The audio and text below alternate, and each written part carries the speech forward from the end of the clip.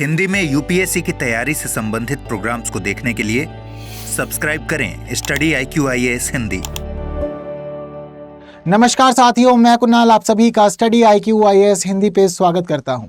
हम लोग आज एक बड़ा ही महत्वपूर्ण विषय चर्चा करने वाले हैं और ये विषय है भारत सरकार का असफल प्रयास हिंदुस्तान एरोनॉटिक्स लिमिटेड।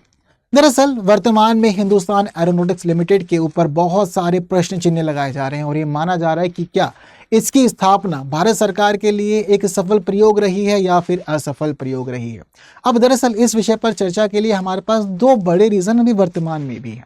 एक बड़ा रीजन है बीते दिनों हमारी सरकार के द्वारा 5वीं पीढ़ी के विमान की घोषणा करना, 5वीं पीढ़ी के लड़ाकू जेट की घोषणा करना। दरअसल बीते दिनों हमारी सरकार ने कहा कि देखिए हम लोग 5वीं पीढ़ी का लड़ाकू विमान बनाएंगे जिसका नाम है AMCA advance medium combat aircraft. चलिए अच्छी बात है, 5वीं पीढ़ी का लड़ाकू विमान बनाया जाना चाहिए, लेकिन दरअसल इसकी घोषणा के बाद हम लोगों ने ये देखा कि भारत सरकार ने कहा है कि देखिए अब हम लोग अपनी रक्षा विनिर्माण नीति को बदल रहे हैं और अब हम लोग अपने दरवाजे निजी क्षेत्र की कंपनियों के लिए खोल रहे हैं कि वो भी आए और रक्षा विनिर्माण क्षेत्र में भूमिका निभाएं। दरअसल अब तक की स्थिति ये रहा करती थी कि जब कभी भी रक्षा विनिर्माण का मामला आता था, यानी कि फाइटर जेट्स बनाने हैं, फाइटर हेलीकॉप्टर्स वगैरह बनाने हैं, तो उन सभी की स्थिति में आपको क्या करना होता था, आप सीधा कॉन्ट्रैक्ट दे दिया करते थे HAL के पास, यानी कि हिंदुस्तान एरोनॉटिक्स लिमिटेड को आप बोलते थे कि देखिए जी आप ही हमारे पास में एक मेन कंपनी हो, इसी वजह से आपके पास ये जिम्मेदारी जाएगी और आप ही अब हमें ये पूरा का पूरा कॉन्ट्रैक्ट यानी कि जितने भी हमें विमान चाहिए वो बना के दोगे। तो हर बार ऐसा ही होता था, लेकिन पहली बार सरकार ने कहा कि नहीं, हम अपना कॉन्ट्रैक्ट सीधे तौर पर हिंदुस्तान एरोनॉटिक्स लिमिटेड को नहीं दे रहे हैं, अब हम लोग प्राइवेट क्षेत्र के लिए बोलियां लगाने का मौका दे रहे हैं और हिंदुस्तान एरोनॉटिक्स लिमिटेड के लिए भी यहाँ पर स्थिति समान रहेगी, यानी कि अब वो पहले वाली खास स्थिति हिंदुस्तान एरोनॉटिक्स लिमिटेड की नहीं रही है और अब प्राइवेट क्षेत्र को कहा जा रहा है कि आप आइए और विश्व स्तरीय बहुत अच्छे अच्छे लड़ाकू विमान बना के हमें दिखाइए। तो ऐसी स्थिति में अब हिंदुस्तान एरोनॉटिक्स लिमिटेड के ऊपर ये प्रश्न चिन्ह लग रहे हैं कि क्या हिंदुस्तान एरोनॉटिक्स लिमिटेड अपने पिछले कार्यों को ठीक से पूरा नहीं कर पाया या फिर अब इसको आगे एक मुख्य संस्था के रूप में नहीं कंटिन्यू करना चाहिए, निजी क्षेत्रों को मौका दिया जाना चाहिए कि वो भी आए और अपनी क्षमताओं को प्रदर्शन करें। तो जरूरी है कि हिंदुस्तान एरोनॉटिक्स लिमिटेड के मामले में इस पूरे विषय को समझा जाए, अच्छे से कवर किया जाए। इसके अलावा हमारे पास जो दूसरा रीजन आया है वो आया है हमारे वायुसेना प्रमुख की तरफ से। दरअसल बीते दिनों जो हमारे एयर चीफ मार्शल हैं उन्होंने ये कह दिया कि हम लोग ऐसे कॉन्ट्रैक्ट कर लेते हैं जहां हमें पता होता है कि ये कॉन्ट्रैक्ट समय से पूरे नहीं हो पाएंगे और हमारी कंपनियां भी ऐसे वादे कर देती है जहां वो आज तक कभी कोई कॉन्ट्रैक्ट ठीक से पूरा नहीं कर पाई है और हम सोचते हैं कि हमें जो विमान समय से मिल जाएगा उस समय से वो बहुत ही ज़्यादा डिले हो जाता है और कुछ प्रोजेक्ट्स के मामले में तो समझिए कि 20-20, 30-30 साल का डिले भी हो चुका है। अब इसकी वजह से भी बहुत सारे प्रश्न उठाए जा रहे हैं हिंदुस्तान एरोनॉटिक्स लिमिटेड के ऊपर कि वह ठीक से काम नहीं कर पा रही है, ठीक से वो सभी प्रयोग नहीं कर पा रही है और उसमें बहुत सारी कमियां हैं। तो ज़रूरी है कि एक अच्छे खासी विश्लेषण होना चाहिए हिंदुस्तान एरोनॉटिक्स लिमिटेड के ऊपर कि अब तक का हिंदुस्तान एरोनॉटिक्स लिमिटेड का सफ़र क्या रहा है और वो कौन से खास प्रोजेक्ट्स रहे हैं जिसकी वजह से हिंदुस्तान एरोनॉटिक्स लिमिटेड की लगातार इस प्रकार से आलोचना की जा रही है। तो आज की हमारी क्लास में क्या क्या शामिल है, हम लोग बात करेंगे पहले चर्चा में क्यों, जो कि आपको मैंने बता दिया, संबंधित तथ्य जानेंगे, वायुसेना प्रमुख के विचारों को भी देखेंगे, AMCA 5वीं पीढ़ी का लड़ाकू विमान, देरी से चल रही रक्षा परियोजनाएं, हिंदुस्तान एरोनॉटिक्स लिमिटेड, ये सब कुछ हमें आज की अपने इस पूरे डिस्कशन में कवर करना है। सबसे पहले बात करते हैं कि हमारे जो वायुसेना प्रमुख है उनसे जुड़ा हुआ मामला क्या। तो देखिए आपको फिलहाल मैंने AMCA का तो बता दिया कि जो हमारा एडवांस मीडियम कॉम्बैट एयरक्राफ्ट है, 5वीं पीढ़ी का लड़ाकू विमान होगा और इसको प्राइवेट क्षेत्र की मदद से ही तैयार किया जाएगा, हिंदुस्तान एरोनॉटिक्स लिमिटेड को पूरी तरह से सौंपा नहीं जा रहा है। हालांकि इसके पीछे एक बड़ा रीजन जो हमारी सरकार ने बताया है वो ये भी बताया है कि हिंदुस्तान एरोनॉटिक्स लिमिटेड के पास पहले से ही कुछ पिछली परियोजनाएं चल रही हैं और उसका लोड भी बहुत ज़्यादा है हिंदुस्तान एरोनॉटिक्स लिमिटेड के ऊपर, इसी वजह से अब उसके ऊपर और ज़्यादा दबाव नहीं डाला जाए। हम चाह रहे हैं कि अब निजी क्षेत्रों को यहाँ पर कार्य करने का मौका दिया जाए। हालांकि भारत सरकार ने वर्तमान में अपने लगभग सभी क्षेत्र खोल दिए हैं प्राइवेट क्षेत्रों के लिए और कहा है कि ठीक है आप आकर के भूमिका निभा सकते हैं, जैसे कि स्पेस के लिए भी मौका दिया जा रहा है आजकल बहुत ज़्यादा। अब हम लोग रक्षा विनिर्माण के मामले में भी मौका दे ही रहे हैं। तो चीज़ें जो है वो थोड़ा सा बदल रहते हुए दौर में हमें दिख रही हैं आज के वर्तमान परिस्थितियों के अंदर। इसके अलावा वायुसेना प्रमुख air chief marshal AP Singh ने रक्षा परियोजनाओं की डिलीवरी में देरी के ऊपर चिंता व्यक्त की है। इन्होंने निजी उद्योग का आग्रह किया है कि देखिए वो आए, अवसर का लाभ उठाएं और विश्व स्तरीय उत्पाद विकसित करें और अन्य हितधारकों के साथ मिलकर भारत को एक महान राष्ट्र बनाने में योगदान दें। तो प्राइवेट क्षेत्रों को ये खुद सपोर्ट कर रहे हैं, कह रहे हैं कि भाई आओ अच्छे से काम करो और चीज़ों को आगे बढ़ाओ, देश की मदद करो, उन्नति में योगदान दो। इन्होंने बहुत सारी चीज़ें बताई। इन्होंने कहा समय सीमा हमारे लिए एक बड़ा मुद्दा आज के समय में बन गई है। हम लोग बहुत सारे प्रोजेक्ट्स पूरा करने की सोचते हैं, संकल्पनाएं हम लोग करते हैं, लेकिन समय सीमा के अनुरूप सभी चीज़ें नहीं हो पाती हैं। और इनका ये कहना है कि मुझे लगता है कि एक भी परियोजना ऐसी नहीं रही है जो आज तक समय से पूरी हुई हो। इसके अलावा इन्होंने ये भी कहा कि हम ऐसा वादा क्यों करते हैं जब हमें पता है कि भाई जब चीज़ें पूरी नहीं होगी तो ऐसा वादा करने की क्या ज़रूरत है। और कई बार हम लोग ऐसे अनुबंधों पर, यानी कि ऐसे कई बार हम लोग समझौते कर लेते हैं, ऐसे कॉन्ट्रैक्ट करते हैं जहाँ हमें पता होता है कि ये परियोजना समय से पूरी हो ही नहीं पाएगी। इन्होंने एक बड़ा मुद्दा उठाया है तेजस MK1 का।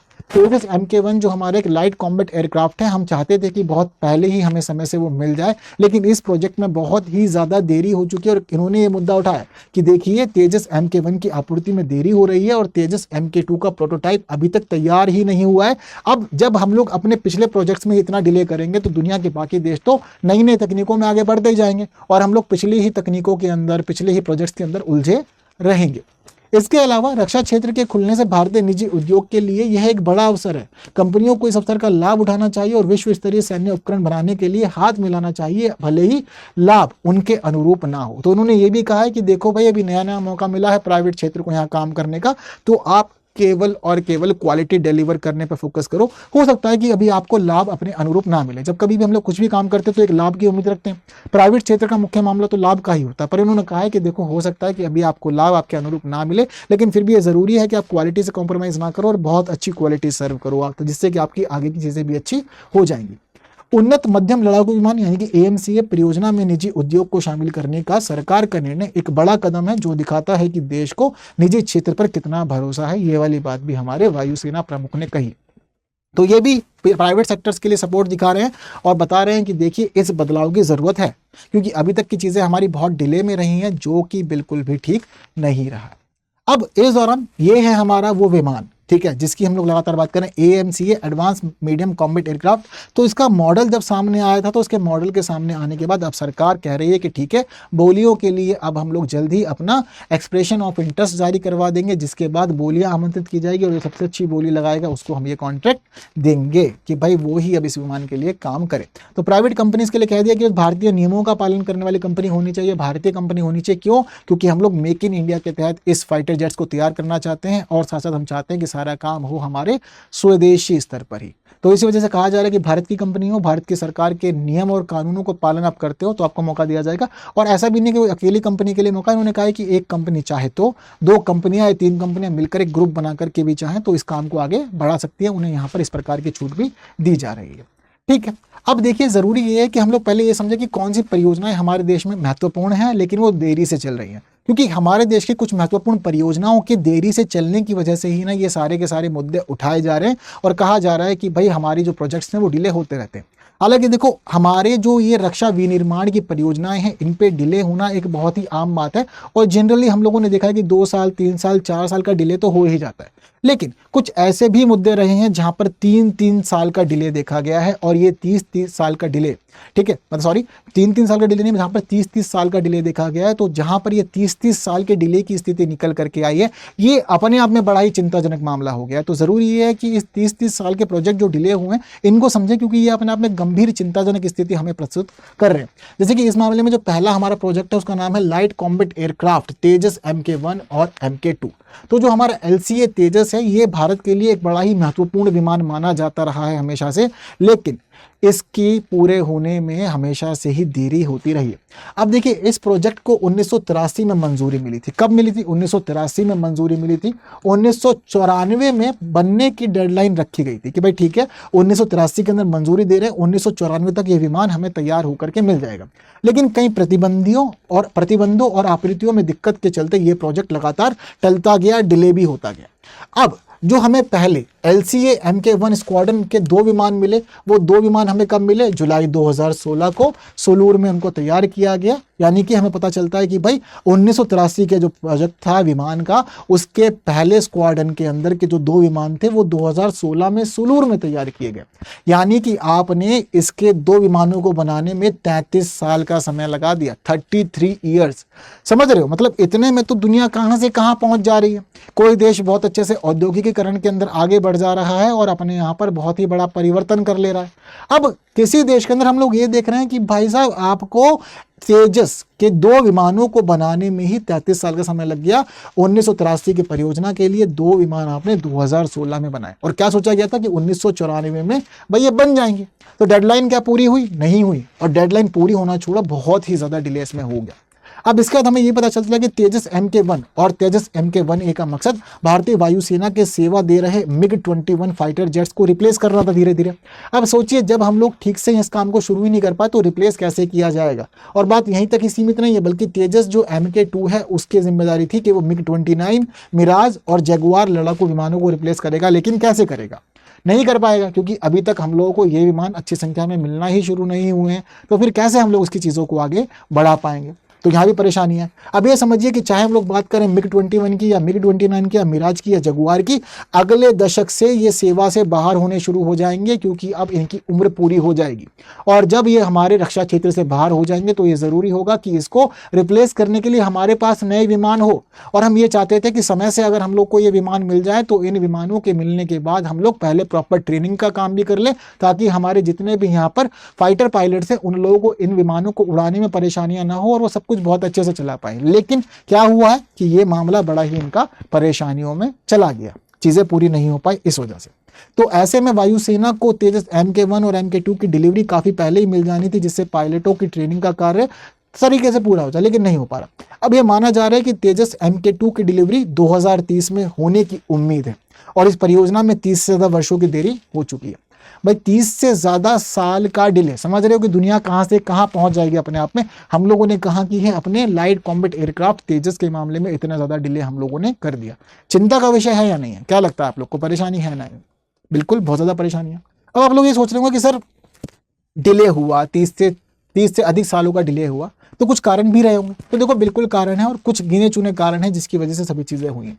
जैसे कि पहला जो कारण है वो ये है कि स्वदेशी इंजन की गैर मौजूदगी।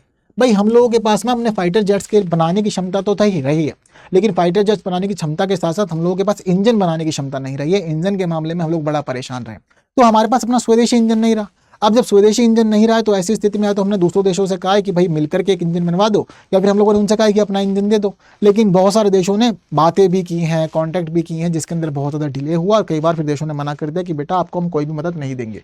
ये चीज़ें हुई हैं, बहुत बार दिक्कतें हुई हैं इस पूरे के पूरे मामले में। तो ये पूरी की पूरी जो गड़बड़ रही ना, इस गड़बड़ की वजह से, मतलब एक समय ऐसा था हमारे पूरी की पूरी दुनिया में जब भारत को भाव नहीं मिलता था और भारत चीज़ें मांगा करता था। आज के समय में पूरी दुनिया सपोर्ट के लिए खड़ी है, लेकिन एक समय ऐसा था दुनिया में जब भारत को बहुत ही कम आंका जाता था और भारत की सभी बातें मानी नहीं जाती थी। आपको यहाँ पे पता भी चलेगा अभी। तो स्वदेशी इंजन की गैर मौजूदगी रही और हम लोग विदेशी तकनीक और पार्ट्स पर ही निर्भर रहे। तो दूसरे देशों पर जब निर्भरता रहेगी, दूसरे व्यक्तियों पर निर्भरता रहेगी, तो समझिए कि आप अपनी मर्जी से काम पूरा नहीं कर पाएंगे। इसके अलावा जब हम लोगों ने 1998 में अपना दूसरा परमाणु परीक्षण किया, इसने तो इस पूरे के पूरे प्रोजेक्ट को ही हिला के रख दिया। क्यों? क्योंकि जैसे ही भारत ने 1998 में अपना परमाणु परीक्षण किया, अमेरिका के साथ साथ दुनिया के और यूरोपियन कंट्रीज ने भी हमारे ऊपर सैंक्शंस लगा दिए।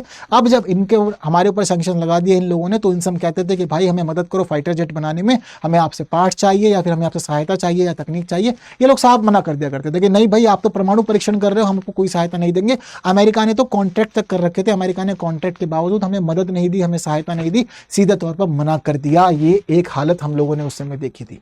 अब जब ये सारी की सारी चीजें हुई तो फिर उस दौरान क्या हुआ कि जब पूरी दुनिया ने हम लोग को मना कर दिया कि आपको मदद नहीं दी जाएगी, हम आपको सपोर्ट नहीं करेंगे, तो फिर इस दौरान हम लोगों ने तेजस के डिजाइन को मॉडिफाई किया। क्यों? क्योंकि हम लोगों ने दुनिया से पहले अग्रीमेंट किया हुआ था कि उनके पार्ट से ही हम लोग अपना तेजस चलाएंगे। जब उन्होंने मना कर दिया तो मना करने का फिर हम लोगों ने इसके डिजाइन को मॉडिफाई किया, इसके डिजाइन के अंदर बदलाव किए ताकि स्वदेशी तकनीक से ही हम इसको चला पाएं और स्वदेशी तकनीक के इस्तेमाल से ही ये पूरा का पूरा प्रोजेक्ट आगे बढ़े। लेकिन इस दौरान पैसा भी बड़ा खर्च हो गया और पैसा बड़ा खर्च होने के बावजूद चीजें सफल नहीं हुई, क्योंकि रिपोर्ट में यह सामने आया कि तेजस लड़ाकू विमान बनाए तो गए लेकिन उनमें 53 कमियां थी और इन 53 कमियों को DRDO और हिंदुस्तान एरोनॉटिक्स लिमिटेड अभी तक पूरी तरह से निपटा नहीं पाया है। ये कमियां पूरी तरह से ठीक नहीं हुई है, ये भी निकल के सामने आया। इसके अलावा अमेरिकी कंपनी जनरल इलेक्ट्रिक्स जो हमें इंजन देने वाली थी GE404, उसने इसकी आपूर्ति में लगातार देरी की है। ठीक है, तो अपना खुद का इंजन नहीं होना भी एक बड़ी दिक्कत वाली बात रही है हम लोगों के लिए, जहां पर ये देश बड़े ही भाव खाते रहे और बड़ी परेशानी हुई। ये समझिए कि कैग की रिपोर्ट आई थी और इस रिपोर्ट में बताया गया कि भाई इस पूरी की पूरी परियोजना में जो देरी हुई है ना, उस देरी की वजह से और जो मॉडिफिकेशन किए गए उसकी वजह से भारतीय वायुसेना को 20,000 करोड़ रुपए का नुकसान हुआ है, जो अपने आप में बहुत ही बड़ी राशि है। क्लियर है बात सारी? तो ये बड़ा रीजन था, ये पूरी की पूरी स्थिति थी जिसकी वजह से इस पूरे के पूरे प्रोजेक्ट में लगातार देरी होती रही और ये देरी हिंदुस्तान एरोनॉटिक्स लिमिटेड के नाम के साथ जुड़ गई और लगातार प्रश्न चिन्ह खड़े किए जाते हैं हिंदुस्तान एरोनॉटिक्स लिमिटेड के ऊपर। हालांकि बात केवल और केवल तेजस की ही नहीं रही है, बल्कि बात यहाँ पर एडवांस मीडियम कॉम्बैट एयरक्राफ्ट की भी रही है। एडवांस मीडियम कॉम्बैट एयरक्राफ्ट समझे, AMCA, इसका मतलब ये है कि 5वीं पीढ़ी का विमान, ठीक है। तो 5वीं पीढ़ी का जो लड़ाकू विमान हमें चाहिए था उसमें भी बड़े डिले हुआ है, और डिले की वजह से भी हिंदुस्तान एरोनॉटिक्स लिमिटेड को परेशानियों का सामना करना पड़ा। क्यों? क्योंकि मामले में क्लैरिटी नहीं बनी, क्लैरिटी बनी तो समझौते नहीं हो पाए, जब समझौते नहीं हो पाए तो क्लैरिटी जो बनी थी उसको भी फिर दोबारा तोड़ मरोड़ के बदला गया। दरअसल 2007 में पहली बार भारत ने सोचा था कि वो 5वीं पीढ़ी का लड़ाकू विमान बनाएगा, लेकिन 2007 में जब भारत ने 5वीं पीढ़ी के लड़ाकू विमान को बनाने की बात सोची थी तो उस समय भारत ने रशिया के सहयोग से इस काम को पूरा करने के लिए सोचा था और कहा था कि ठीक है, दोनों देश मिलकर के काम को आगे बढ़ाएंगे। लेकिन उस दौरान एडवांस मीडियम कॉम्बैट एयरक्राफ्ट को जाना जाता था 5th जनरेशन फाइटर एयरक्राफ्ट के नाम से, इसको 5th जनरेशन फाइटर एयरक्राफ्ट के रूप में जाना जाता था। लेकिन सब चीजें आगे तो बढ़ गई, लेकिन 2008 में यह समझौता आगे के चरणों में नहीं चल सका। भारत ने अपने आप को इस समझौते से अलग कर लिया। अब जब भारत ने अपने आप को इस समझौते से अलग कर लिया तो रशिया ने तो भाई अपना 5वीं पीढ़ी का विमान सुखोई 57 स्टेल्थ फाइटर जेट बना लिया, लेकिन भारत अपना विमान नहीं बना पाया। तो भारत ने खुद को अलग कर लिया था। अब भारत ने 2007 में इस परियोजना को सोचा था, समझौता किया था, 2010 में इसको बनाना शुरू कर दिया था। तो अब क्या हुआ कि फिर चीजों को रोक दिया गया और इसके बाद अब देख रहे हैं कि दोबारा से सब चीजें शुरू हुई। 2015 में एरो इंडिया में AMCA का डिजाइन तय किया गया था कि कैसा होगा भारत का एडवांस मीडियम कॉम्बैट एयरक्राफ्ट, और 2015 में इसको जाना जाता था 5th जनरेशन फाइटर एयरक्राफ्ट के रूप में। तो 2015 में सोचा गया कैसा बनेगा, इसके निर्माण के लिए साझेदार ढूंढने में भी देरी हुई। फिर सोचा गया किसके साथ मिलकर बनाया जाए, कौन सी कंपनी संभालेगी, क्या चीजें होंगी, कैसे कोई देश हमें मदद देगा, तो यहाँ पर भी डिले होता गया। रशिया का साथ हम लोगों ने छोड़ दिया। अब 2024 से चीजें एक्टिव हुई हैं, क्योंकि 2024 के अंदर हमारी कैबिनेट कमेटी ऑन सिक्योरिटीज ने अप्रूव किया है इस पूरे के पूरे प्रोजेक्ट को, और कहा है कि इस पूरे के पूरे प्रोजेक्ट के ऊपर हमारी सरकार 15,000 करोड़ से ऊपर का पैसा खर्च करने को तैयार है। लेकिन अब हमें चाहिए अपना 5वीं पीढ़ी का फाइटर जेट। तो अब जब 2024 से काम शुरू हुआ, 2025 में इसका मॉडल निकल के आया है। माना जा रहा है कि 2028-29 में इसका पहला प्रोटोटाइप निकल के आएगा। उसके बाद माना जा रहा है कि 2032-33 में इसके परीक्षण होंगे। तो उसके बाद माना जा रहा है कि भाई अभी से लगभग 10 साल लगेंगे और 2035 तक ही हमें अपना 5वीं पीढ़ी का लड़ाकू विमान मिल पाएगा। तो मामला यहाँ पर भी बहुत ज़्यादा डिले में आ गया है। समझिए 2007 के बाद में 2007 में प्रोजेक्ट आपने शुरू किया और विमान मिलेगा 2035 में जाकर के। एक लंबा डिले यहाँ पर भी हमें देखने को मिल रहा है। तो ये भी एक परेशानी रही है हिंदुस्तान एरोनॉटिक्स लिमिटेड के मामले में। और ये जो कहानी है 5th जनरेशन के हमारे फाइटर जेट की, वो भी जुड़ गई है हिंदुस्तान एरोनॉटिक्स लिमिटेड के साथ ही। यहाँ पर इसके लिए एक बड़ी चिंता का विषय है। हालांकि जो हमारे बाकी और प्रोजेक्ट रहे हैं वहाँ पर भी सामान्य तौर पर डिले रहा है। ऐसा नहीं है कि वहाँ पर सभी चीज़ें समय से पूरी रही हो, लेकिन ये वो डिले है जिस डिले की भरपाई हम कभी नहीं कर सकते। लगभग 30 साल का डिले हम लोग देख रहे हैं कि इन बड़े प्रोजेक्ट में हुआ है। इसके अलावा अब हमें यहाँ पर यह पता चलता है कि एक और दिक्कत वाला मामला अपने साथ में, ठीक है, यानी कि एडवांस मीडियम कॉम्बैट एयरक्राफ्ट क्यों डिले हुआ, कैसे डिले हुआ, ये सब चीज़ आपको पता चल गई। दुनिया की बड़ी भूमिका रही है बाकी और देशों की भी, जिसकी वजह से सब कुछ मामला यहाँ गड़बड़ाया है। इसके अलावा कावेरी जेट इंजन की एक ऐसी परियोजना है जो परियोजना लगातार चर्चा में रही है, लेकिन ये परियोजना आज तक पूरी नहीं हो पाई। दरअसल आप लोगों ने अभी पिछले 2 प्रोजेक्ट में एक बात ये समझी कि हमारे पास अपना खुद का इंजन नहीं है, स्वदेशी इंजन नहीं है, और स्वदेशी इंजन नहीं होने के कारण हम लोगों को दूसरे देशों पर डिपेंड रहना पड़ता है कि ठीक है भैया आप मदद कर दो, आप मदद कर दो, स्वदेशी इंजन बनवा दो, हमारा काम पूरा करवा दो। अब इसी निर्भरता को खत्म करने के लिए हमारी सरकार ने सोचा था कि अपना खुद का हम एक फाइटर जेट का इंजन बनाएंगे, जिसको नाम दिया गया था कावेरी। और ये समझिए कि ये कावेरी फाइटर जेट इंजन के लिए 1980 के दशक में ही सब कुछ सोच लिया गया था कि कैसे काम किया जाएगा। तो DRDO ने कावेरी इंजन को स्वदेशी हल्के लड़ाकू विमान के लिए विकसित करने की योजना बनाई थी कि जो हमारे स्वदेशी लाइट कॉम्बैट एयरक्राफ्ट होंगे उनके अंदर हम लोग कावेरी को इस्तेमाल करेंगे। हालांकि शुरुआती तौर पर लाइट कॉम्बैट एयरक्राफ्ट के लिए सोचा गया था, लेकिन बाद में सोचा गया था कि पनडुब्बी, विमान वाहक पोत सभी के लिए मतलब हम लोग क्या करेंगे, इसको मॉडिफाई कर करके इस्तेमाल करेंगे। जो हमारे हल्के पोत रहेंगे शुरुआती तौर पर उनमें इस्तेमाल करेंगे, फिर बाद में धीरे धीरे क्षमताओं को इसको बढ़ाएंगे। तो ये कहा गया था कि ठीक है, केवल और केवल हमारे वायु क्षेत्र के लिए नहीं बल्कि हमारे जल क्षेत्र के अंदर भी कावेरी इंजन बड़ी भूमिका निभाएगा। DRDO को जिम्मेदारी दी गई थी और 1980 के दशक में इस प्रोजेक्ट को शुरू कर दिया गया था और 1986 में DRDO को यह काम सौंप दिया गया था कि भैया आप इस काम को संभालो। अब ये समझिए कि योजना के तहत शुरुआत में 17 प्रोटोटाइप इंजन बनाने का लक्ष्य निर्धारित किया गया था। पहले इंजन की टेस्टिंग 1995 में हो गई थी, जबकि इसके बाद पता चलता है कि दूसरा प्रोटोटाइप 1996 में टेस्ट कर लिया गया था। लेकिन बीते 30 से ज्यादा वर्षों में लाइट कॉम्बैट एयरक्राफ्ट की तरह ही ये परियोजना भी ठंडे बस्ते में पड़ी हुई है। इस पे भी ठीक से काम नहीं किया गया है। 1999 में इन इंजनों के फ्लाइट टेस्ट होने थे, लेकिन चीज़ें ठीक से नहीं हो पाई। क्यों? क्योंकि फिर दोबारा वही पॉइंट जुड़ेगा, जब हम लोगों ने 1998 में अपना परमाणु परीक्षण किया था। परमाणु परीक्षण होने के बाद में अमेरिका ने, बाकी देशों ने सैंक्शन लगा दिए, मदद करने के इनकार कर दिया। ठीक है, हम लोग इंजन बनाते तो थे, लेकिन इंजन बनाने के बाद हम लोग ठीक से इसका परीक्षण नहीं कर पाते थे। इंजन टेस्टिंग फैसिलिटी हमारे पास में नहीं थी और हम लोगों को इसकी टेस्टिंग के लिए रशिया पर निर्भर रहना पड़ता था कि भैया हमारा इंजन टेस्ट कर दो। अब रशिया के पास शेड्यूल रहता था इंजन टेस्टिंग का, तो यहाँ पर शेड्यूल बनाया जाता था, उस शेड्यूल में भी काफ़ी डिले हुआ करता था, बहुत देर से हमारा इंजन टेस्ट किया जाता था। तो वहाँ तक इसी वजह से चीज़ें हम लोग की लगातार यहाँ भी डिले होती चली गई। तो 1999 में इन इंजनों के फ्लाइट टेस्ट होने थे जो कि ठीक से नहीं हो पाए। और ये समझिए कि 2014 में तो ऐसा माना जाने लगा था कि भारत का अपना खुद का इंजन बनाने का सपना खत्म। भारत अपना खुद का इंजन नहीं बना पाएगा, ये 2014 में सोचा था और कावेरी इंजन प्रोजेक्ट को खत्म मान लिया गया था। लेकिन 2016 में फ्रांस की एक फर्म है साफरान, उसने इसके विकास के कार्यक्रम में हमें सहयोग करने के लिए दिलचस्पी दिखाई। उसने कहा कि ठीक है, हम आपकी मदद करेंगे। तो अब 2016 के बाद फ्रांस की मदद से हम लोग इसको आगे बढ़ा रहे हैं। लेकिन अब हम लोग ये नहीं सोचते कि लाइट कॉम्बैट एयरक्राफ्ट के अंदर इसको इस्तेमाल करेंगे। अब हम लोग ये सोचते हैं कि ठीक है, स्वदेशी घातक स्टेल्थ ड्रोन्स के अंदर हम लोग इसका इस्तेमाल कर लेंगे। तो वो जो सपना था हम लोग का, वो सपना बहुत ही ज़्यादा प्रभावित हुआ है इस पूरे मामले में, ये भी हमें देखने को मिला। तो ये कुछ खास बड़ी परियोजना जिसमें बहुत ज़्यादा डिले हुआ। सोचिए 1980 के दशक में आप सोच रहे हैं, 1986 में आप काम शुरू कर दे रहे हैं, और सोचिए 1986 से आज 2025 हो गया है। 40 साल से ज़्यादा का डिले इस पूरे के पूरे प्रोजेक्ट में हुआ है। ये एक बड़ी चिंता रही है। इसी वजह से जो हमारे अलग अलग सेना प्रमुख रहे हैं, इन्होंने बार बार कहा है कि भाई काम नहीं हो पा रहा है ठीक से, ज़रूरी है कि हम लोग रक्षा विनिर्माण क्षेत्र के लिए भी सोचें, और ये भी सोचें कि कैसे प्रोजेक्ट्स हम लोग तैयार करें, और ये भी सोचें कि कैसे हम इन प्रोजेक्ट्स को समय से तैयार कर सकते हैं, वरना परेशानी ज़्यादा रहेगी और लंबे समय तक ये दिक्कतें चलती ही रहेगी। इसके साथ एक और बड़ी अलावा हमारी परेशानी रही है, वो रही है airborne early warning and control system की। क्या कहते हैं इसको कहा जाता है अवास्क। देखिए, हर एक देश आजकल अवास्क विकसित करना चाहता है।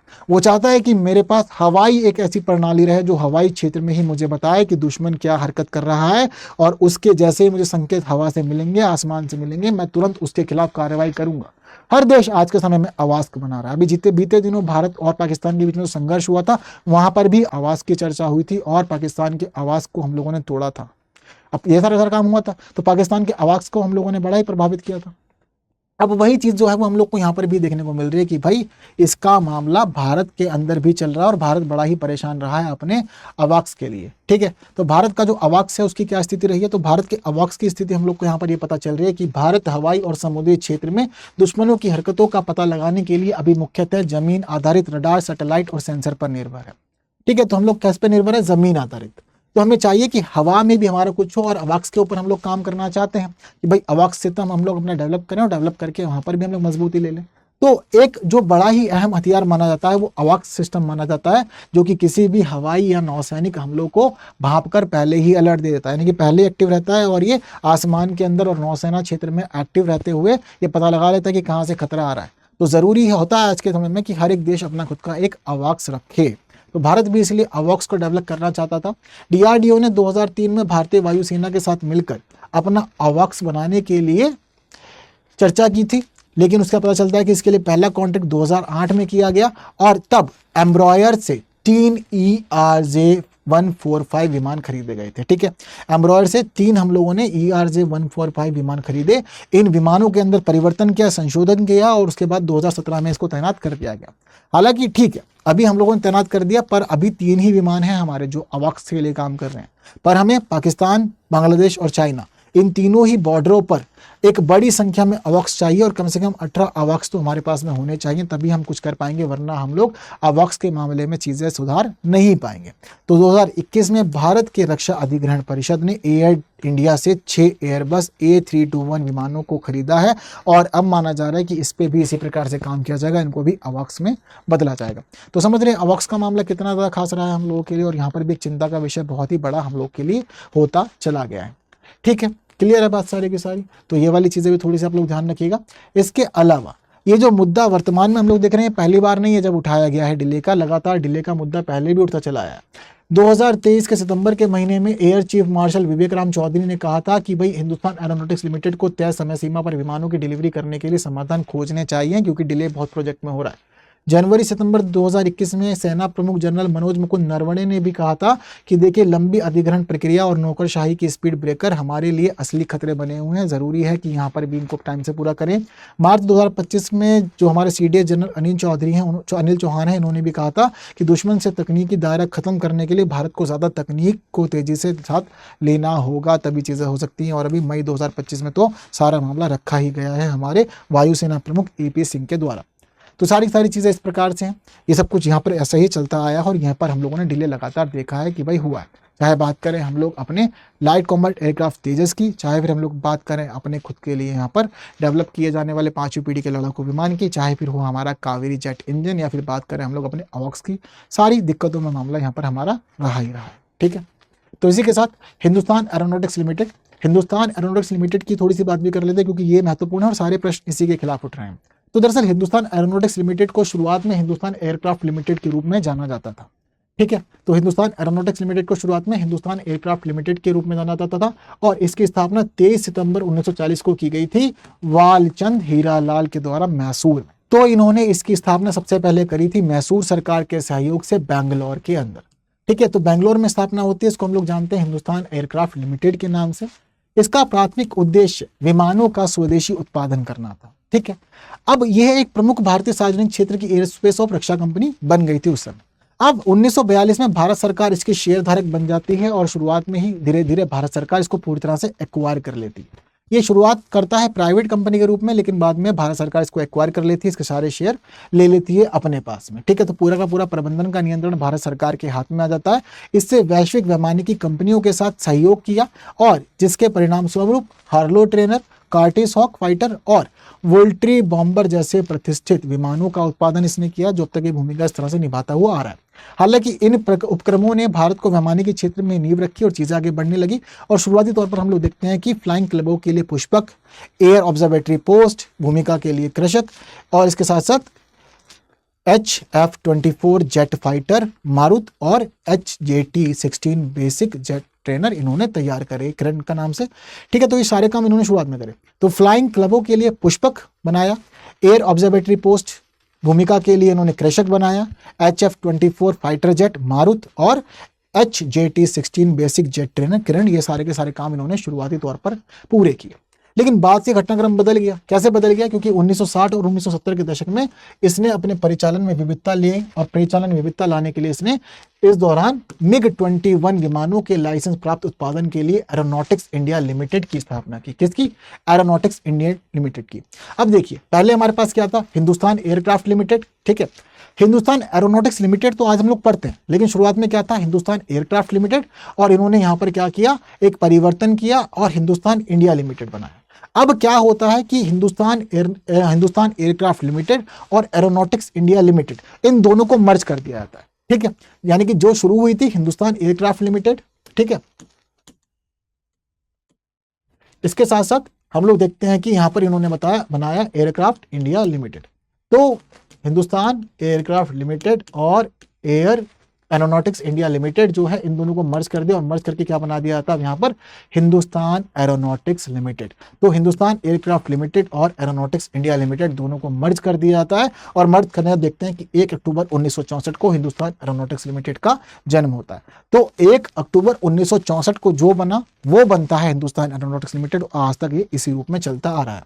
1988 में एक एयरोस्पेस डिवीजन की स्थापना की, जो इसरो के लॉन्च वाहनों और उपग्रहों के लिए महत्वपूर्ण घटकों की आपूर्ति में सहायक बन गया। और हिंदुस्तान एरोनॉटिक्स लिमिटेड ने 1998 में औद्योगिक एवं समुद्री गैस टरबाइन प्रभाग की स्थापना के साथ ही गैस टरबाइन इंजन के क्षेत्र में भी कदम रख दिया।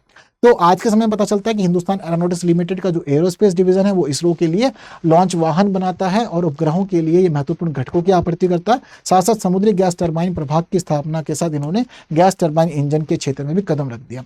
तो मामला केवल और केवल इसका सीमित नहीं रहा, लेकिन इसमें दायरों को बढ़ा और दायरों को बढ़ा करके भारत सरकार को जैसे भी रक्षा के मामले में, स्पेस के मामले में मदद हो सकती है, उन सभी क्षेत्रों में इसने मदद की। और मदद करते हुए समझिए कि आज तक इसने बड़ा ही महत्वपूर्ण योगदान दिया। जैसे कि इसने हल्का लड़ाकू विमान तेजस बनाने में भूमिका निभाई है, हल्के लड़ाकू हेलीकॉप्टर ध्रुव, प्रचंड, बेसिक टर्बोप्रॉप ट्रेनर HJT-40 को बनाने में भूमिका निभाई है, भारतीय बहु भूमिका हेलीकॉप्टर बनाने में भूमिका निभाई है, जगुआर डोरिन 3 अपग्रेड किए हैं इसने और साथ साथ मिराज के भी अपग्रेड पे काम किया है काफ़ी ज़्यादा।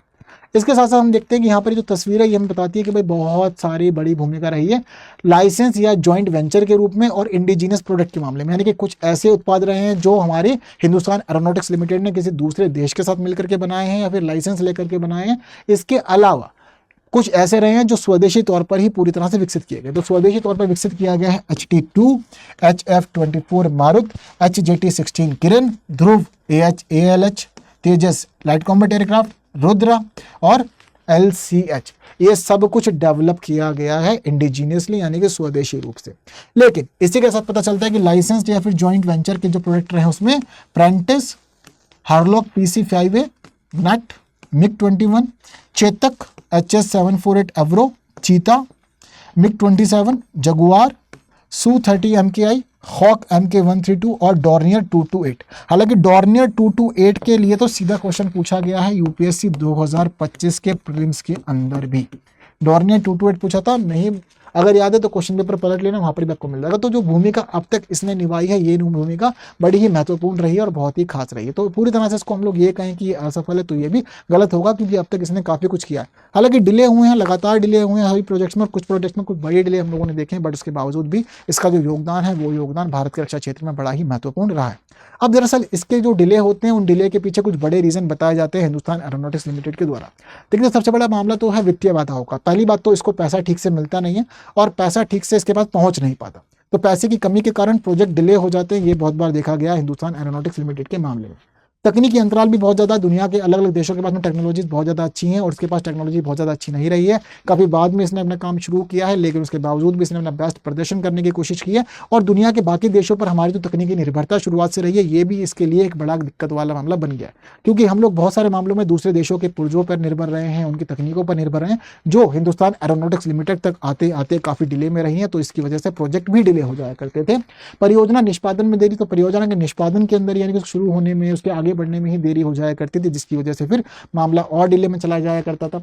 खरीद प्रक्रियाएं, तो हमारे देश में खरीद प्रक्रिया लंबी है, बहुत लंबे लंबे प्रोसेस है, कई सारी प्रक्रियाओं से गुजरना पड़ता है तब जाकर के चीजें आगे बढ़ती हैं। इसी वजह से हिंदुस्तान एरोनॉटिक्स लिमिटेड यहाँ परेशान रहा और वैश्विक प्रतिस्पर्धा बहुत ज़्यादा है, जहां पर सभी देश आपस में एक दूसरे से आगे बढ़ने में लगे हुए हैं। हिंदुस्तान एरोनॉटिक्स भी आगे बढ़ना चाहता है, बट दूसरे देशों में तकनीकें अच्छी हैं, विकास अच्छा है, वो मिलकर काम कर लेना। हिंदुस्तान एरोनॉटिक्स लिमिटेड कहीं ना कहीं पिछड़ता जाता है चीज़ों में, जिसकी वजह से चीज़ें ये भी नहीं कर पाता। तो ये सारे बड़े रीजन हैं जो उसके लिए चुनौतियां बने हुए हैं और इसी की वजह से लगातार प्रोजेक्ट्स में डिले होता रहा है।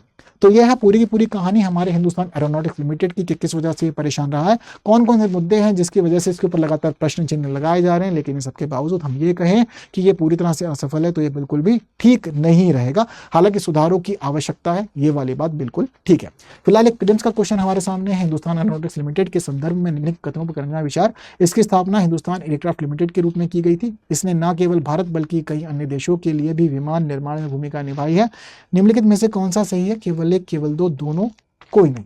इस प्रश्न का उत्तर आप कमेंट में मुझे दीजिएगा। इसके अलावा एक मेंस का क्वेश्चन है, इस प्रश्न का उत्तर भी आप लोग अब मुझे देंगे। फिलहाल हिंदुस्तान एरोनॉटिक्स लिमिटेड भारत सरकार का एक असफल प्रयास है, समीक्षा कीजिए। तो इसका आंसर मुझे लिख करके आप टेलीग्राम पे जरूर भेजिएगा।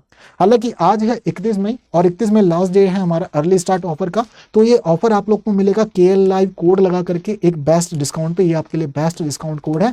इस डिस्काउंट के साथ आपको जो फीस मिलेगी वो रहेगी आपकी 31,499 रुपये। लेकिन बैच जो है उन सभी लोगों के लिए खास है जो 2026 में प्रीलिम्स एग्जाम देना चाहते हैं और पूरे तरह से सिलेक्शन भी लेना चाहते हैं। तो आप लोगों की तैयारी होगी यहाँ P2I बैच में, यानी कि प्रीलिम्स, मेंस, इंटरव्यू तीनों ही चरणों की आपकी तैयारी बहुत अच्छे से कराई जाएगी। आपके कोर्स कंप्लीट होंगे, नोट्स मिलेंगे, बुक्स भी मिलेगी, 1-to-1 मेंटरशिप होगी। साथ साथ यहाँ पर आप लोगों का जो मंथली टेस्ट होता है उसमें आप लोगों के लिए स्थिति ये वाली भी खास है कि मंथली टेस्ट में जो टॉप करेगा उसको 11,000 का प्राइस दिया जाता है। प्रीलिम्स और मेंस के लिए रेजिडेंशियल प्रोग्राम है और अगर आप लोग प्रीलिम्स को क्लियर करते हैं एनरोल रहने के बाद में, तो ये समझ लीजिए कि आपकी ये पूरी की पूरी फीस भी रिटर्न कर दी जाती है। तो आज लास्ट डे है, एनरोल कर लीजिए, कल से फीस बढ़ जाएगी इसकी। और इसके अलावा आप लोग मेरे साथ जुड़ सकते हैं टेलीग्राम, इंस्टाग्राम, फेसबुक और एक्स पे, ये सारे प्लेटफॉर्म है। और आप लोग को जो फाइल चाहिए या मुझसे जुड़ा हुआ कोई अपडेट चाहिए तो आपको टेलीग्राम पे मिलेगा। इसके लिए जरूरी है कि QR कोड को स्कैन करें और सीधा पहुंच जाए मेरे टेलीग्राम चैनल पे। तो बस आज की क्लास में इतना ही। जितनी महत्वपूर्ण बातें हम लोगों को करनी थी वो सारी महत्वपूर्ण बातें कर ली गई हैं।